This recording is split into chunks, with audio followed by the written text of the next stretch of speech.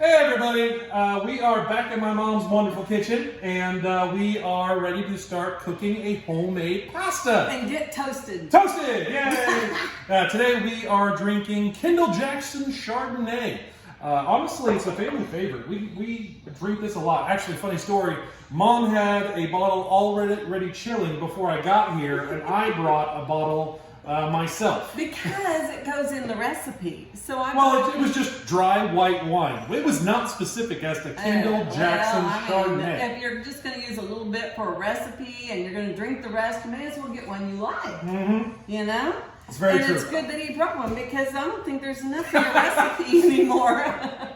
Whoops. We're having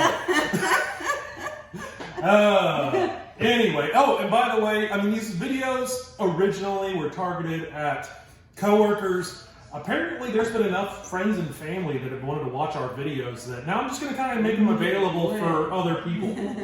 So I'll make things less targeted at coworkers. But anyway, today, I guess we're going to get started by making the pasta and cutting that up. And I'll start with going ahead and including the recipe so that you guys know how that's done. So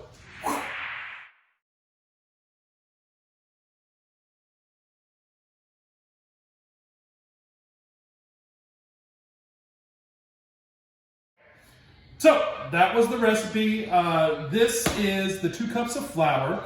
It's good to just go ahead and pulse it. There's the dial. You pulse it a little bit. That's just to aerate it. That way it's not clumped up inside your food processor. I guess you don't have to have a food processor for this, and you can do it the old-fashioned way where you mix this into some flour on the counter and mix it all up. Honestly, food processor is the way that we did it in the class, and this is super easy to do it this way. So what we're going to do is run this and pour in the egg mixture, and then we are going to let that run for the proper amount of time, and then it'll be good to go. Wow. All right. All right, now you're going to pour that in. Go for it.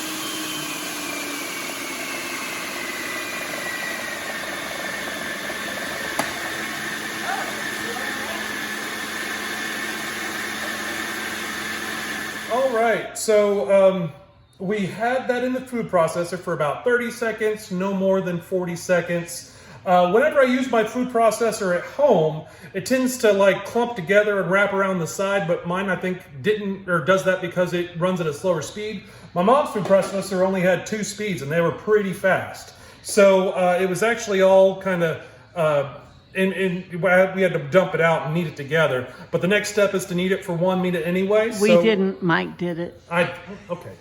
Anyway, so you want to just kind of knead this for a minute until it's all consistent and smooth and shiny. It gets a little shiny. And then once that's good, you just kind of set it down and then wrap it in your cellophane and let it sit at room temperature for 30 minutes. Weren't you supposed to make a donut?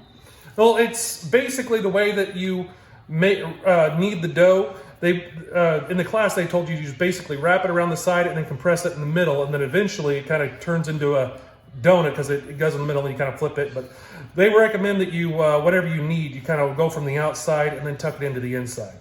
So just kind of do that for a minute and then wrap it in the cellophane. Cool. You're not going to join me? Mine? All right, so now that we've got the pasta sitting at room temperature for 30 minutes in that, and right now we're actually having a debate as to whether or not saran wrap is cellophane, because I refer to it. I refer to it as cellophane. I saran wrap. I'm pretty sure that saran is just the brand of what cellophane is. Whatever, basically, saran wrap is fine. It's like people say give me Kleenex, but they actually mean a facial tissue because Kleenex is a brand.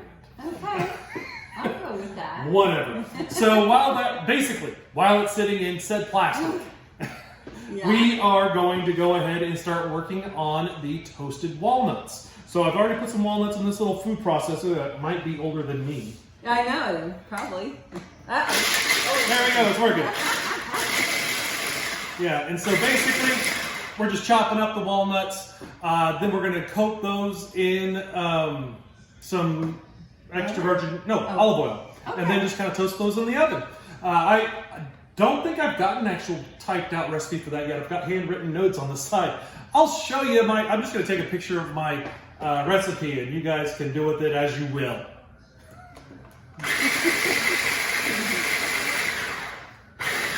That'll work. Hey.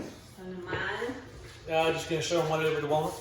Okay. All right, so took all those walnuts that I kind of diced up inside Mom's little food processor thing, covered it with some cellophane / saran wrap, and now I'm just kind of shaking it up to make sure everything's coated, because I also put in there a tablespoon of olive oil.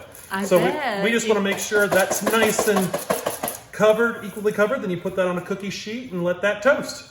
Could you even use press and seal? You could probably use press and seal. I thought maybe. Now, we have, here are the toasted walnuts that we just came out of the oven. I haven't included the recipe for them yet, so let me add those in real quick. So just...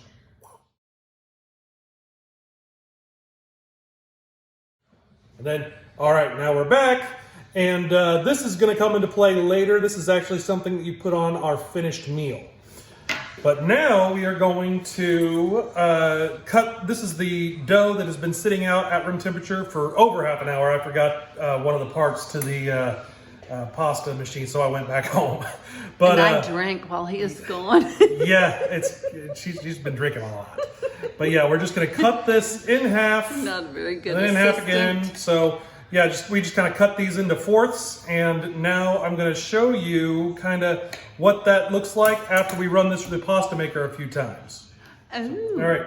Well, this is actually after we've run it through the pasta machine several times. When you're making pasta, you want to make sure that you fold it one way and then put it into your pasta maker to let it come out the other side. And then once it comes through, fold it again a different way, because last time we folded it, you can kind of see where it was previously folded before we did that. Now we fold it. Let me get my glasses on. Trust me. Here, can you see it? Okay, I see it. You see it now. All right, but now we just fold it the other way and then run it through here. Because basically, when you're making pasta, it has all these like fibers, and you want to make sure the fibers kind of cross each other. That way, it becomes more solid. So this is what's happening right now. The thing is that I did promise some people that wanted the video that I would give instructions if you didn't have one of these fancy pasta makers, which I absolutely love, but it's not necessary. If I wanted to, I could just roll this out with a rolling pin, fold it, roll it out, and then switch directions, fold it, roll it out with a rolling pin again.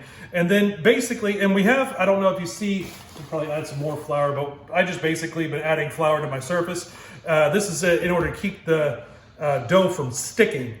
But anyway, if you kind of coat it both sides with the flour so that it doesn't stick, and then just kind of fold it a few times. Granted, this has got an adjustable width, and which is why I love these, is that it makes the width of the noodles uniform. It's hard to do that with a rolling pin.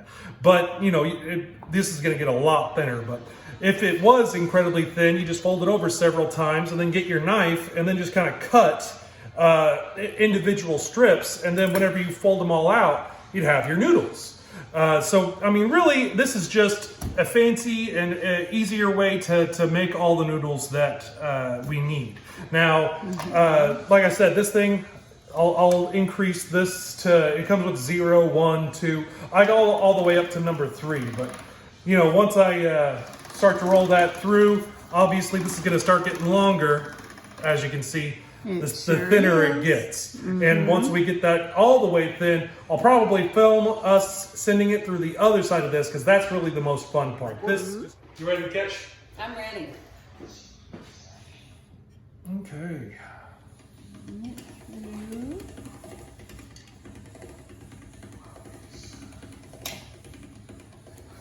You didn't catch all the noodles. I missed a few.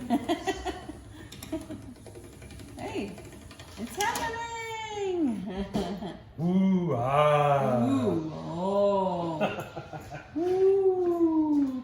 So now we take the noodles and we just kind of put it on the pasta drying rack. And it feels like I'm decorating a Christmas tree. Yeah. I mean, basically, this is gonna. I guess you could theoretically just put this immediately into boiling water and make it. But I mean, we're not ready to boil the pasta yet. And in all reality, it's always been part of the instructions to dry the pasta, and I always have, and it comes out great. More than anything, you just don't want it to like sit somewhere because then they'll just kind of stick together. So this is kind of getting it to where they're not going to be stuck together whenever we start to boil. Cool. Look at this. That's impressive. Yay! Oh my word. We're Now, done. if it were me, I would have just picked up some fettuccine noodles at the grocery store and then still used all of it. Well, maybe I'll use the rest of your recipe. I don't know. How hard is it? That's not that bad. All right, let's get on to those the sauce. Okay.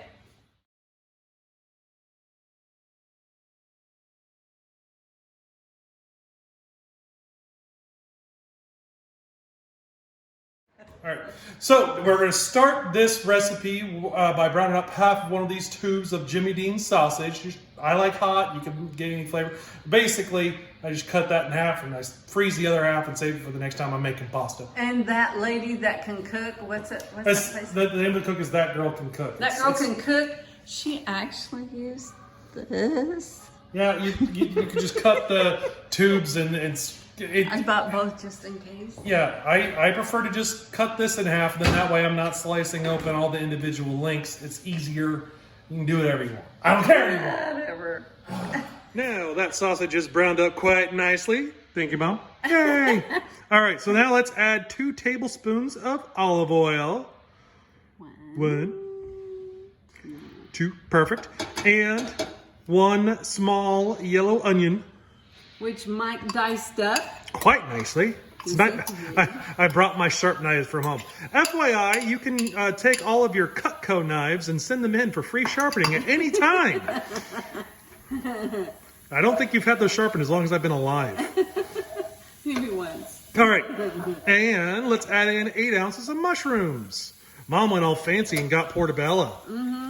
They are more flavorful, but just 8 ounces of mushrooms, and now we're gonna... You know, if Mike's gonna do all of the cooking and everything, the least I can do is buy the ingredients, right? Fair enough. All right, so and you're technically I'm not doing all the cooking. It's a teamwork thing.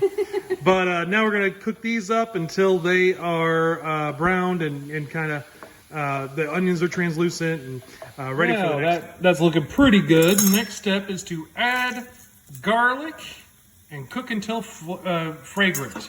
The instructions call for using 2 cloves of garlic. We're technically using 3, but 2 of them are on the smaller side, so it's technically 2 cloves. And she could have gotten this one and that last one all in the same little But section. I'm wussy. That's all good. There we go. One more. One more. My garlic press is all fancy because, like, if you flip it around, it helps clean out the holes. Wow. Yeah, it's all part of the same thing. Not fancy. Whenever you bought that garlic press, it came with a little plastic thing that helps you clean out the holes. I think you lost it. Yeah, it did.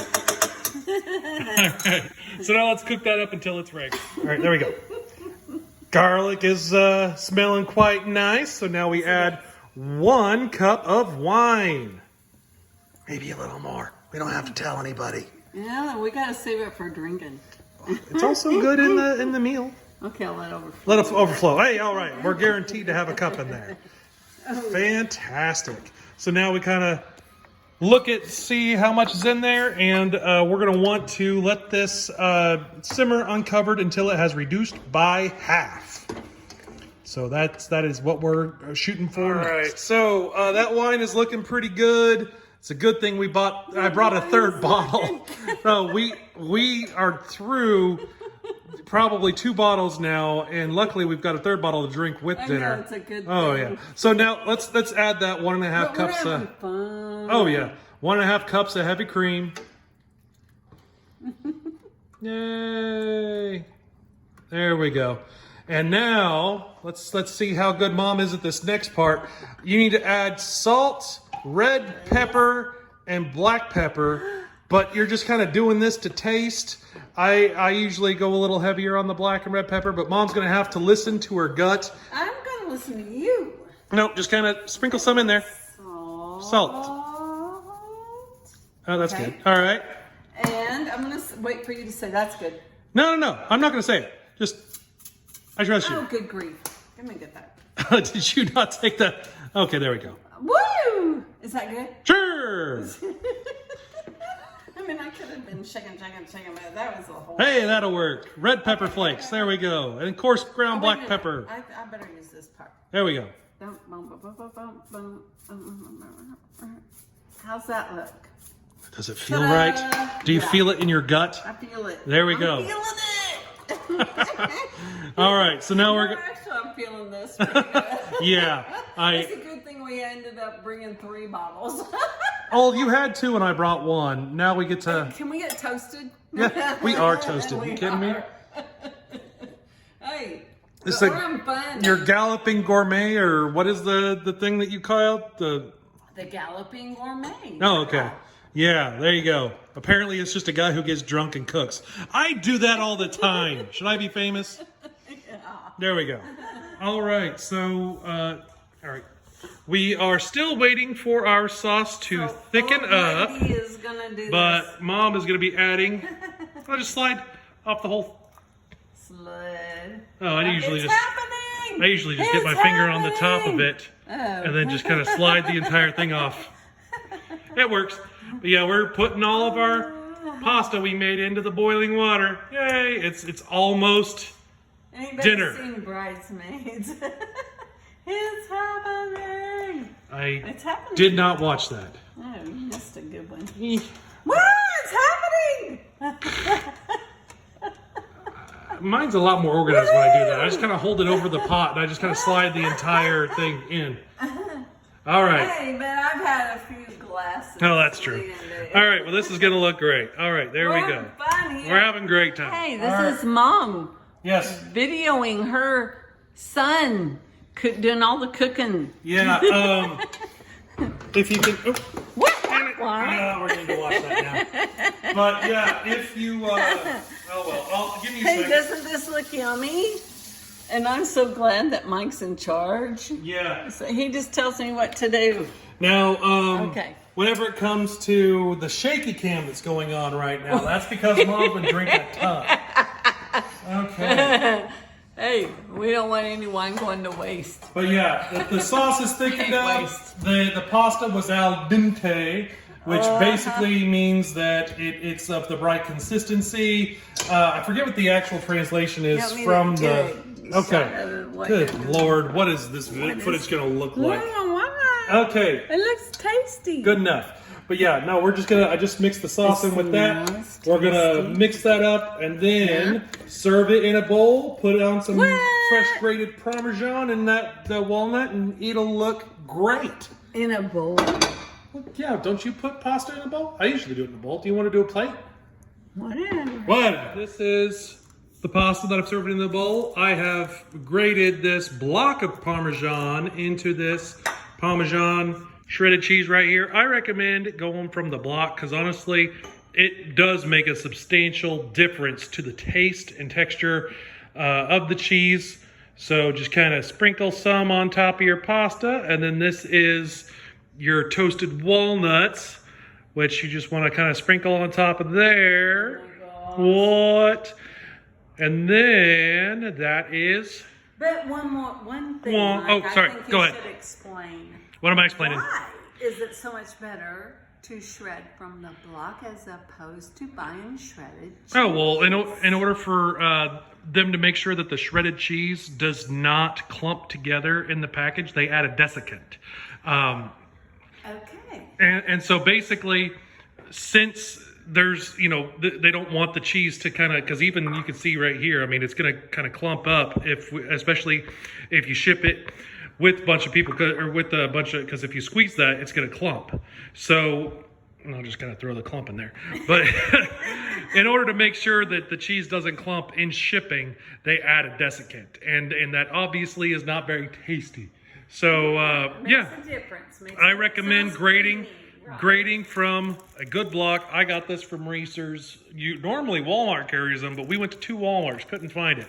And that was something I was not willing to forego. So this. Mike did the. I totally did that. It's great. List, and they didn't have this at Walmart, so I called him I and contribute. told him, sorry, can I I also go brought- ahead and just get that? And he's like, no, I will bring the cheese. Yeah, no, I'll totally bring the cheese.